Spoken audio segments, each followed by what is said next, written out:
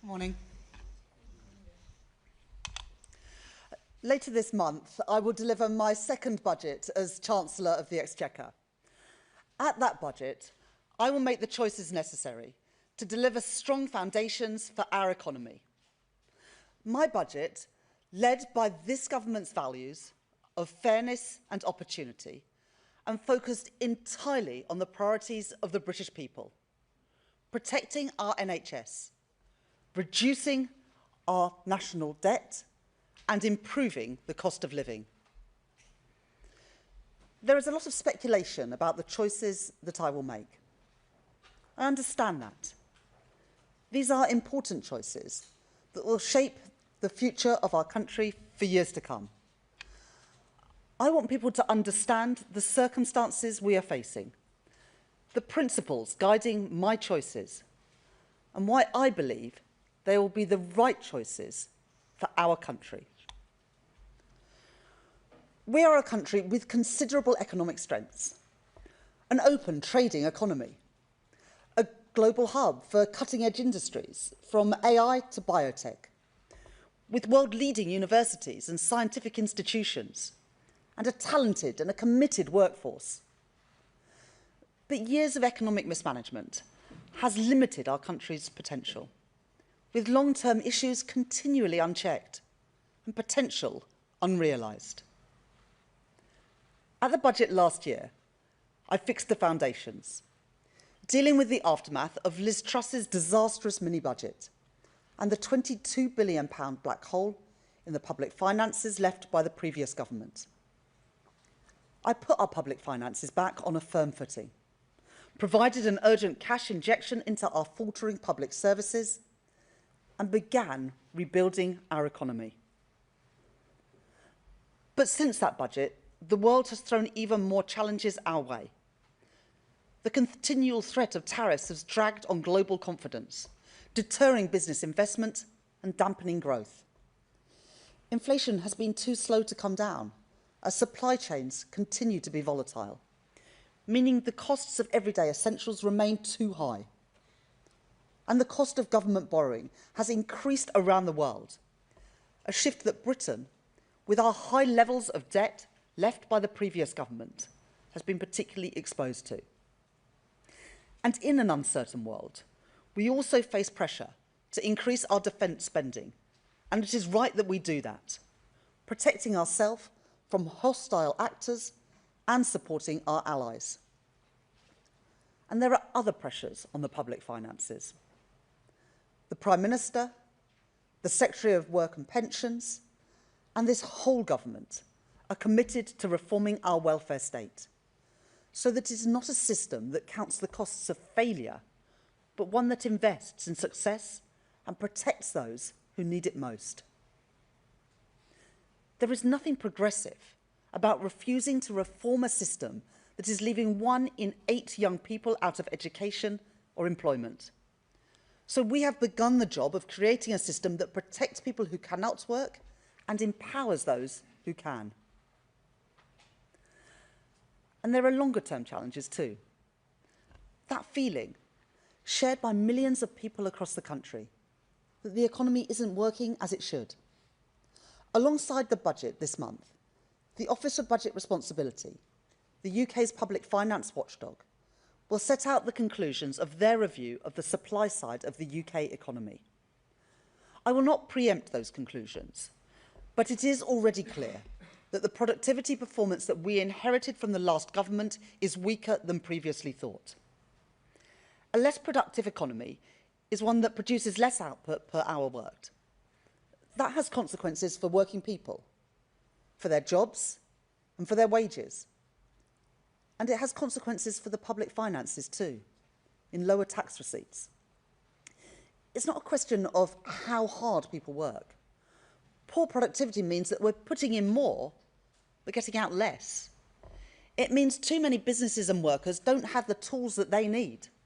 Trains that run on time, broadband that's fast and reliable, access to new technologies, or proper training so people have the right skills for the job. For a long time, commentators have talked about Britain's productivity puzzle. But it's not a puzzle. the causes of our economic underperformance are well understood. The chronic stop-go cycle of public investment has left us with roads full of potholes, high energy prices, and unstable conditions for vital business investment in skills and technology. And long-term failure to invest in our regions has built growth on a narrow base, with some parts of the country forging ahead, while others fall behind. The truth is that previous governments have not adequately faced up to these challenges. Too often, political convenience has been prioritised over economic imperative. The decision to pursue a policy of austerity after the financial crisis dealt a hammer blow to our economy, gutting our public services and severing the flows of investment that would have put our country on a path to recovery. The years that followed were characterised by instability and indecision, with crucial capital investment continually sacrificed and hard decisions put off again and again. And then a rushed and ill-conceived Brexit that brought further disruption, as businesses trying to trade were faced with extra costs and extra paperwork. All this meant that when the pandemic arrived, our country was underprepared, our public services weakened and our economy fragile. And we finished the pandemic with higher death rates and higher debt than our peers. This isn't about relitigating old choices. It's about being honest with the people about the consequences that those choices have had. It is my job to deal with the world as we find it, not the world that I might wish it to be. Not to commentate or to speculate, but to act.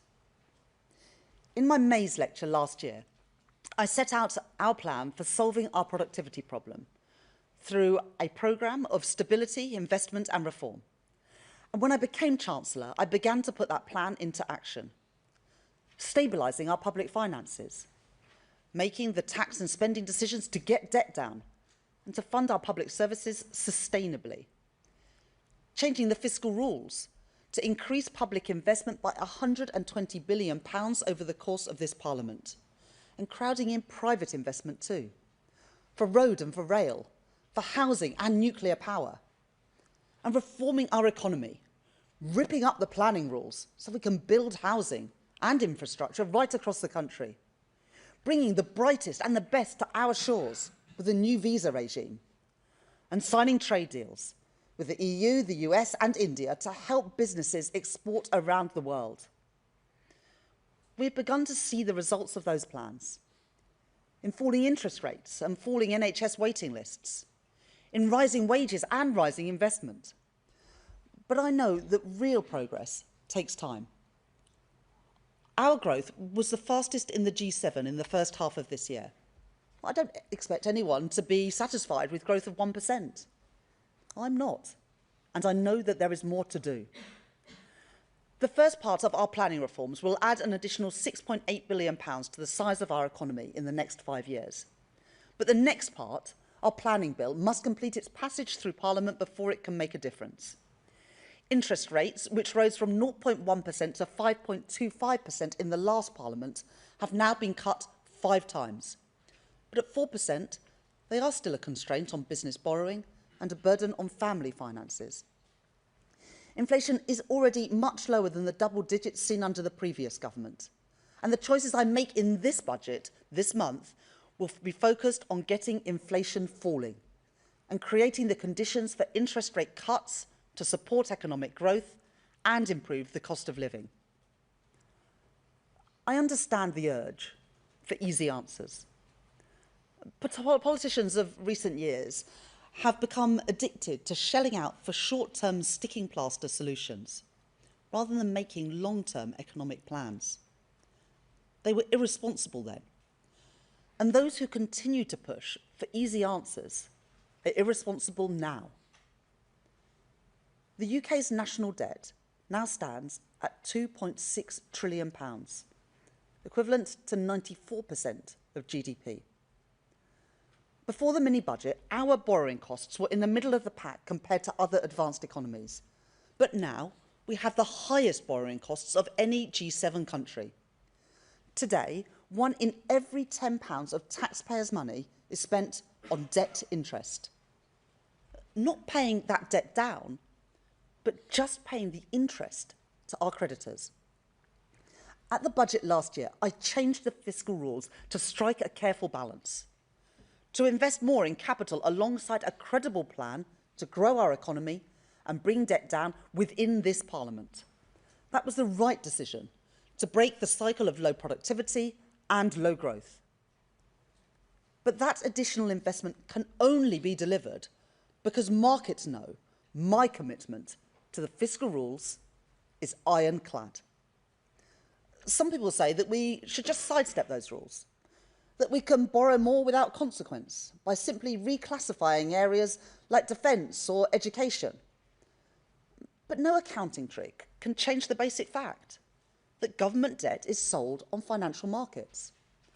There are limits on the price that banks, hedge funds and pension funds are willing to pay for our debt. And we are competing constantly with other countries also selling debt. The more that we try to sell, the more it will cost us. It is important that everyone, the public and politicians, understand that reality. The less we spend on debt interest, the more we can spend on the priorities of working people, our NHS, our schools, our national security. The public service is essential to both a decent society and a strong economy. At the budget last year, I provided our public services with a vital cash injection, and I am proud of that choice.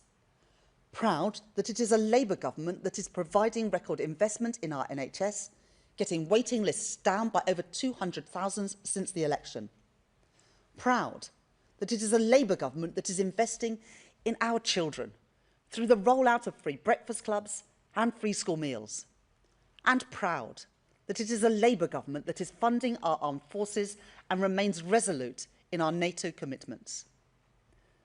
The alternative is to row back on those investments, to return to the cycle of austerity and decline, which is what got us here in the first place, passing the cost of government failure onto communities and families, stifling our economic growth and weakening Britain's foundations in an unstable world. I will not repeat those mistakes. But if we want strong public services in the decades to come, then we must recognise that productivity and efficiency are not only a challenge for business, they are a challenge for the public sector too. At the spending review, I announced £14 billion of efficiencies per year to be delivered by 2029. Cutting government spend on consultancies, getting rid of bureaucratic quangos and regulators, and driving efficiency through AI and digital technologies. But I know that there is more to do. In the budget and beyond, I will continue to drive for more productive and more efficient public services right across government, making savings and rooting out waste wherever I find it. Now, my opponents will tell you that they could do more. Reform, who promise savings from our public services, and yet, in Kent County Council and councils they run across Britain, apparently they can't find a single penny, and instead going to increase council tax for more than 2 million people.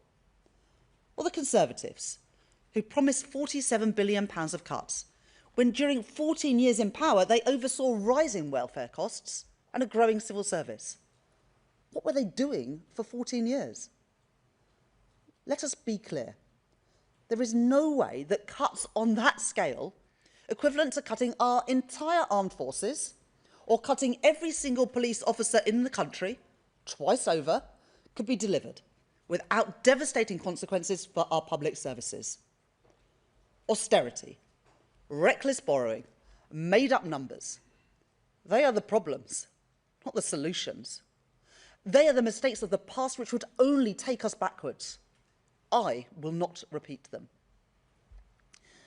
When I was appointed Chancellor, people put their faith in me to take our country forward, not to be swayed by political convenience, not to always do what is popular, but to do what is right. At the budget, I will continue to deliver on the priorities of the British people. Cutting NHS waiting lists, cutting the national debt, and cutting the cost of living. And in the context of the long-term challenges on our productivity and heightened global uncertainty, any Chancellor of any party would be standing here today facing the choices that I face. The difference is in the priorities and the values that will guide those choices. Mine will be a budget for growth, with fairness at its heart, and a budget that supports businesses to create jobs and to innovate. As I take my decisions on both tax and spend, I will do what is necessary to protect families from high inflation and interest rates, to protect our public services from a return to austerity, and to ensure that the economy that we hand down to future generations is secure, with debt under control. If we are to build the future of Britain together, we will all have to contribute to that effort. Each of us must do our bit for the security of our country and the brightness of its future. There is a reward for getting these decisions right. To build more resilient public finances with the headroom to withstand global turbulence. Giving business the confidence to invest and leaving government freer to act when the situation calls for it. To continue to invest in our infrastructure and our industry to build a stronger economy. And to get the cost of borrowing down, spending less on debt interest and more on schools and on our health service.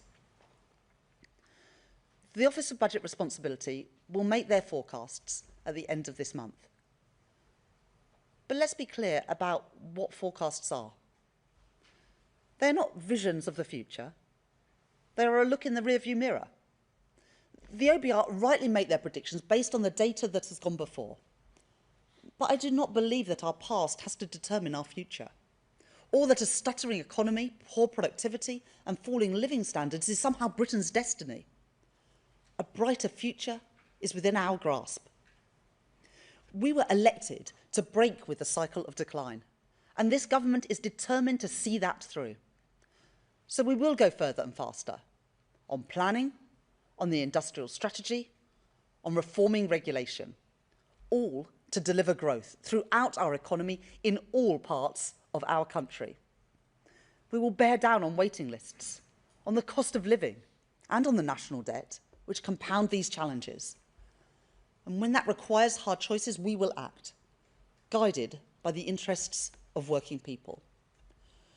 We were elected on a commitment to put country before party, the national interest before political calculation.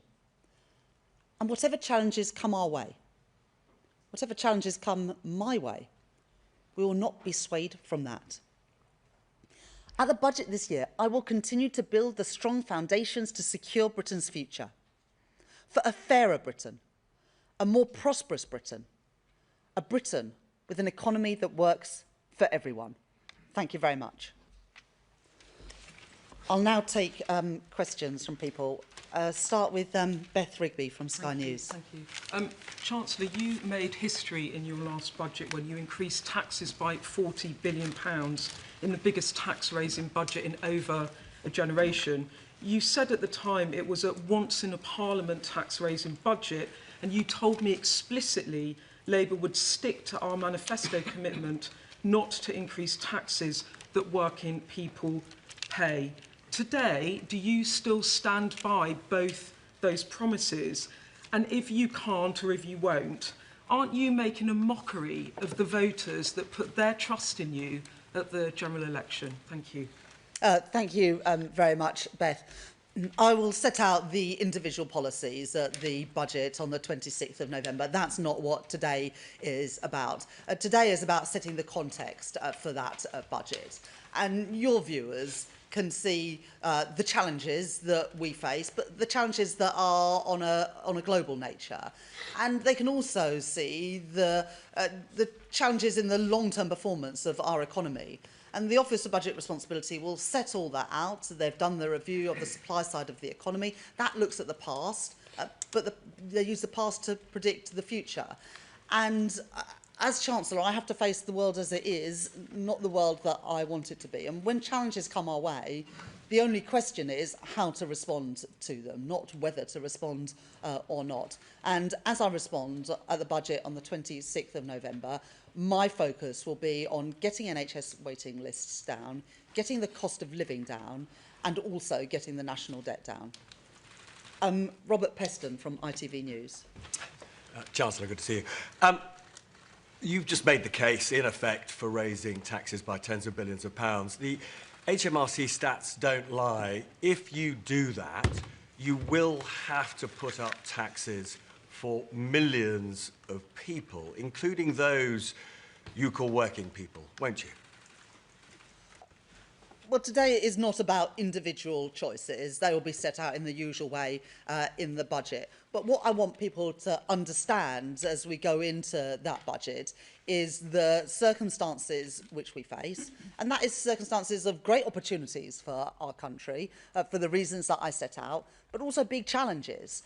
And as Chancellor, I could do what previous governments have done, which is to sweep those challenges under the carpet, to cut capital spending, to make the numbers add up. But then we'd be back here in a year or in 5 years' time with productivity still on its knees, growth underperforming compared with our peers, and the national debt continued to rise. So I'm being honest with people that at the election, I said that we would put the national interest first. People can see that things are changing, that the global circumstances are challenging, and I hope they will see at the budget on the 26th of November that the focus on getting the debt down, getting NHS waiting lists down, and getting the cost of living down, which continues to be people's #1 concern, are the priorities that I will be focusing on. Neil MacDonald from Channel 4 News. Hello, Chancellor. Concerns about the OBR's assessment of productivity have been around for years and years and years. You must surely have known this problem was lurking out there. Does that mean that you should have been clearer with people at the time of the election that you might have to put up taxes to deal with that problem? Well, we did increase taxes last year at the budget to fill the £22 billion black hole in the public finances. Chancellor, of course, has to use the independent forecasts of the Office of Budget Responsibility, and we used those last year at the budget, at the spring statement, and at the spending review. But of course, it is their right to change those forecasts. But the most important thing is that we use those forecasts to underpin a budget or a spending review. And in fact, when a Chancellor decides not to do that, you go the way that Liz Truss and Kwasi Kwarteng did, where they wouldn't even allow the OBR to do a forecast. I have respect for independent economic institutions, whether that is an independent Bank of England or an independent Office of Budget Responsibility, and that's why I use their forecasts in the way that we should. But they will update, as we all know, their view about the supply side of the economy. They will set out the reasons for doing that and the reasons for their new assumptions on total factor productivity, the productivity predictions for the forecast. But forecasts are by their nature based on past data. I don't believe that the past is our destiny. I believe and I'm determined to defy those forecasts, but it is right that we use those forecasts to underpin our economic policy. Otherwise, I'm afraid it is the road to ruin, which is the road that Liz Truss and Kwasi Kwarteng chose, which is why we still have higher borrowing costs than every other G7 economy. That was not the case before that mini budget. I'm determined to bring those borrowing costs down and to bring our national debt down. So instead of spending £1 in every £10 of taxpayers' money on servicing our national debt, we can put that money to good use in our public services. Chris Mason from BBC News. Thank you, Chancellor. Chris Mason, BBC News. I've got your manifesto here from last year, and on page 21 it says explicitly that Labour will not increase taxes on working people, which is why we will not increase national insurance, the basic higher or additional rates of income tax or VAT. What do you say to those who have listened to you this morning, and yes, they'll wait for your choices in a few weeks' time, but will say perhaps crikey, it looks like the Chancellor's about to drive a coach and horses through either that promise or the promise from a year ago not to come back for more. And if I may, on last week's news, how did you manage to make such a mess of applying for a rental licence on your home, having championed the very policy yourself, and then managed to give one account to the Prime Minister, only to come back and have to give another one? Thank you.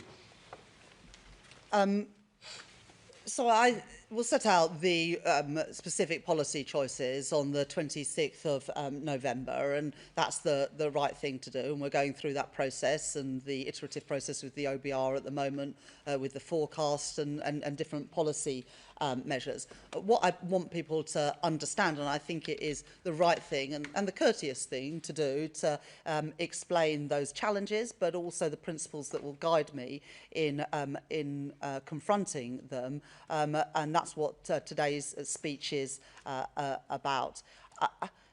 You know, there would be a different route through this, as I said in a previous answer. I could say, as I said to Robert, and what previous chancellors did, was, OK, we've got these challenges coming our way. The easy thing to do would be to cut investment in housing, to cut investment in energy security, to cut investment in our transport infrastructure. The reason we have such low productivity today, and the reason why the OBR are updating their forecasts, is because governments have done that for the last 14 years, and that's why we face so many of the challenges we face today. And I'm not going to be a chancellor like that. I am going to put the country first. I'm going to put the national interest first, so that chancellors in the future are not going to have to address the productivity puzzle. I don't think it's a puzzle, but the productivity problem that we face today. I'm going to take the long-term interests in our country's interest. And as I make those decisions, I am going to be laser focused on what I think are the key things for our country right now, and that is to get our debt down, because if we weren't spending £1 in every £10 on just servicing the debt, not even repaying it, but just on the interest costs, then we'd have more money for our NHS, or indeed money for tax cuts. Getting NHS waiting lists down. We've already cut them by over 200,000 in the first year of this Labour government, but of course there's more to do with the waiting list is still more than 7 million, and to get the cost of living down, because interest rates and inflation of course are putting pressure on family finances in the same way that taxes put pressure on family finances. So I've set out the circumstances that I'm confronting going into this budget, and also the principles, and then people will be able to judge whether they think I've made the right decisions. I will argue that they are the right decisions in our country's national interest. Of course, it's the role of others to scrutinise, but for other political parties, it's their responsibility to put forward an alternative not of fantasy economics like what we're hearing at the moment from Reform and the Conservative, but serious plans, because that's what these times demand. Ben Riley-Smith from the Daily Telegraph. Oh, sorry. And on the issue of housing, there was an exchange of letters last week between myself and the Prime Minister, and the Prime Minister's ethics advisor has passed his judgment. I don't have anything more to say than that. Ben Riley-Smith from the Daily Telegraph. Thank you, Chancellor. It's pretty clear you're keeping open the possibility of breaking your manifesto. As you say, you want to do what's right but not what's popular. If you look at history, often... Well, I'd like to do both, but... well, often... But I will do what is right. Well, often governments that have broken manifestos have been turfed out. Are you willing to lose the next election if it puts the public finances right? But we've got to do the right things. You know, the problem of the last 14 years is that political expediency always came above the national interest. And that is why we are in the mess that we are in today. You know, there's no reason why borrowing costs in Britain should be higher than every other G7 economy, or why our borrowing costs are higher than in Italy or in France. The reason they are is because the damage done by that mini budget, it might have been 3 years ago, but we're still paying the price of that. But also the price of keep racking up the national debt, 94% of GDP, 2.6 trillion pounds. If we had lower debt and we had lower debt servicing costs, we wouldn't be having to make the choices that we have to make today. And I'm determined to put our country on a more sustainable footing. Public finances that are under control, public services that are properly funded, and yes, with a focus on fairness and on growth, because in the end, growth is the best way out of the challenges that we face. I set all that out, but if you're asking me what comes first, the national interest or political expediency. It's the national interest every single time with me, and that's the same for Keir Starmer too. Pippa Crayer from The Guardian. Hello, you said that Labour has fixed the foundations, but how can this be true when you need to come back now to make this pitch-rolling speech for more taxes in the budget? And how important is it to you that when politicians make promises to the British people, that they stick to them? So we did fix the foundations last year. We filled the £22 billion black hole in the public finances. We provided a vital injection into our public services. But crucially, by changing the fiscal rules to separate out day-to-day spending and capital spending, we were able to put an additional £120 billion into capital investment to improve our energy security, to build new rail and road infrastructure, to build the housing we need, and also the digital infrastructure that our country needs. But I think that everyone can see that this year has thrown further challenges our way. Britain is not unique in that respect. The impact of tariffs, of global uncertainty, weighs on countries around the world. And at the same time, the OBR are choosing this moment to update their forecasts on productivity. Now, I am determined to beat those forecasts, but you have to respond to the independent forecasts that are presented, not just your view of what the future will look like. As I said in the answer to the previous question, if you ignore those independent forecasts and sideline independent economic institutions, what we'll have is higher interest rates and higher inflation. Well, we've had that playbook before, and it was a disaster, and it's not one I'm going to repeat. Promises. And sorry, and well, I think it is important that people are honest, and I think, as I said, everyone can see that this year has thrown many more challenges our way. It would be possible to cut capital spending, to change the fiscal rules, to make the numbers superficially add up. But I'm not convinced that would be the right thing for our country. And so I have to respond to the world as it is rather than the world I might want to be. And I believe in the end that the public will respond better to doing the right thing than to just doing the expedient thing. Abigail Foster. How can you bring about hope to the young generation who can't get jobs, can't get houses, and are seriously worried about the upcoming budget? Yeah, well, I think it's a good challenge. On housing, we are determined in this Parliament to build 1.5 million new homes, with a good chunk of those social and affordable housing, because home ownership went backwards over the last few years, and I want more young people and more families to be able to get on the housing ladder and realise that dream of home ownership. But there's another sort of deep problem, which is that 1 in 8 young people are not in education, employment or training. And that's why we're introducing a youth guarantee to ensure that all young people have those opportunities that perhaps we took for granted, but for too many people today is not the reality. So I recognise that young people, through the pandemic, through the cost of living challenges, have borne a particularly hard burden, and that's why we're putting more money into FE, into apprenticeships, and through this youth guarantee, as well as the house building programme, which I hope will enable more young people to buy a home of their own. Cameron Smith. Morning. If taxes are to rise in the budget, how can you assure that this money will be well spent and that taxes may come back down if the economy recovers? Yeah, no, exactly. And we already, in the spending review, announced £14 billion of efficiencies in public services, cutting consultancies, reducing the number of quangos and regulators, reducing the size of the civil service, using technology much better in the delivery of public services, which, to be honest, has been pretty woeful, what we inherited. So making those changes to ensure that we get value for money, and also things like appointing the COVID Corruption Commissioner to get money back from contracts that didn't deliver under the previous government and putting that money back into our frontline public services.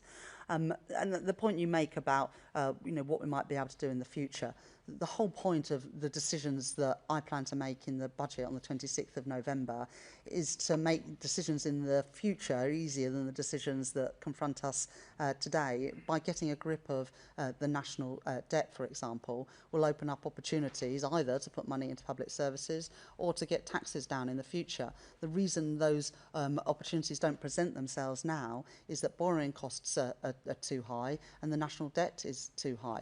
Those are issues that we inherited from the previous government, and they're ones that I plan to address in the budget later this month. Lewis Dennison from ITV Digital. Now then, Chancellor, there's, as you've mentioned a couple of times, there's 1 million young people out of work or education, and you want to cut the welfare bill. Nigel Farage has said anxiety shouldn't be an eligible condition for claiming benefits. Do you think anxiety should be an eligible condition for claiming benefits? Well, I think that it's in the end up to health practitioners to decide and to make those decisions. We do know that there are many young people who are struggling with mental health, particularly since the pandemic. And if we go back and remember the burden and the toll that the pandemic put on young people who, during what should be those years where they develop those friendships and those bonds and social skills, they were trapped in their home on Zoom. And I think that we should all recognise the huge toll that the pandemic put on them more than anyone else in society. But that's why I believe we need to give more opportunities to young people.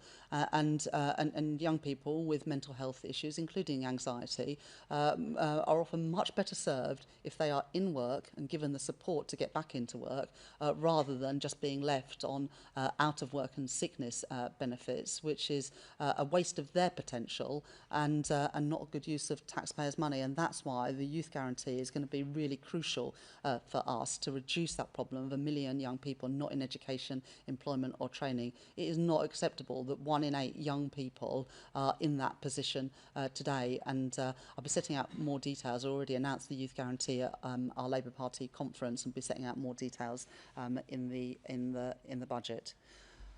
I'll take a couple more questions. Ryan Saby. Chancellor, you've said the budget will be led by the people's priorities, one of which is improving the cost of living. Can you do anything to make a material difference? As families know that food prices go up, financial pressure on households, or will this just be tinkering around the edges? I think the two biggest things that weigh on people's mind when they think about the cost of living are food prices and energy prices. On food prices, we set out last year a review of our business rates system, and we'll be setting out more detail in the budget on that. But I was really clear in opposition, and have been through my time as Chancellor, that we need to reform the business rate system so it's fairer for high streets and smaller businesses, and ensuring that those who operate just online pay their fair share of taxes. The current business rate system was designed for a previous age, not for a digital age, and so we'll be reforming the business rate system to hopefully give a bit more comfort to small businesses and high street businesses as well. And then the other challenge that people face are high energy prices, and this goes back to a sort of structural issue as well, that we haven't been building enough energy infrastructure in Britain. And when the when the Russia's invasion of Ukraine came along, we were too exposed to global markets and did not have gas storage facilities or produce enough homegrown energy, which is why we're putting efforts into that. But I do recognise that energy prices are still very high for people, and we want to ease that pressure on the cost of living. That's why I've set it as one of the 3 priorities for the budget: the cost of living, NHS waiting lists, and getting the national debt down.